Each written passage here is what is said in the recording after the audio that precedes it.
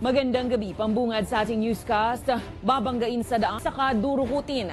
Ito ang panibagong modus ng durukot na napigilan ng Pasay Police kaninang umaga. Ang pinagtangkaang biktima, isang Chinese national. Pero ayon sa kapulisan, wala ikinalaman sa Pogo industry. May balitang A to Z, si Kim Salinas.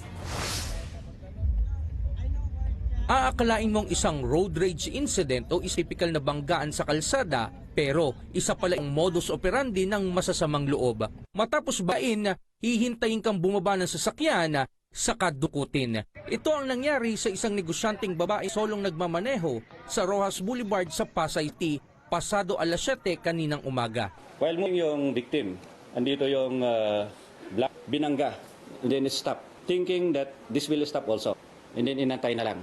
Kinat niya, intentionally, binangga. Timing naman na may mga nagpatrulyang kapulisan na namagitan sa pangyayari. Doon naman nagkilala ang isa sa mga sakay ng Land Cruiser na miyembro umano siya ng PNP. Akala nila is initial just a vehicular incident, pero nung lumapit sila, nakita nila na may kumon, na yung mga lalaki is pinipilit na hilain babae outside ng sasakyan niya. And then intervene. Nagpapakilala pa yung isa na okay na.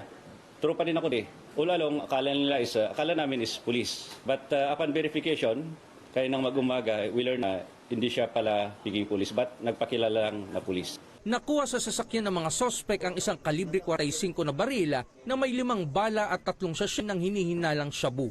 Pero nang tanungin ang mga sospek sa mga parang, no comment po muna kami sa akin. Wala rin kami sasabi sa tungkol dito. Nagpapatuloy naman ang follow-up operation upang matugis ang isa pang sospek na nakatakas. Prior na dumating kasi yung magdatingan na yung police is nakababa ng isa. So nung nakita na yung police is unti-unti na umalis. But the four remain seated sa sasakyan. Samantala, itinanggi naman ng head ng Pasay Police na konektado sa Pogo ang indente. We confirmly informed that they are not involved with the Pogo, the IGL, that they are legitimate. The victim is a legitimate businesswoman. She's fine, she's good, she's decided to file a case. The good thing is because of our police visibility patrols sa ating kapulisan, timely po na nandun yung kapulisan din during the commission of the crime.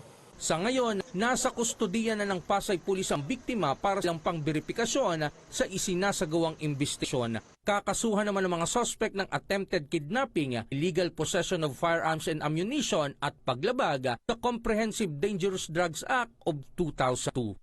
Para sa Balitang Ito Z, Kim Salinas.